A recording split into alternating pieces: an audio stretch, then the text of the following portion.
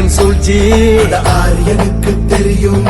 இருட்ட கிழக்கிற வித்த நம்ம சூரியனுக்கு தெரியும். நாம கட்டுற வரிப்பணம் எல்லாம் நமக்குத்தானே வரணும்.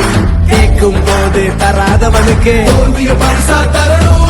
காவி அடிக்கிற பாவிகளை தாவி ஓட விடு ஸ்டாலின் குரல். ஒளிய திணிக்கிற ரொட்டிகளை கிழிச்சு தொங்க விடு ஸ்டாலின் குரல். காலை உணவு திட்டம்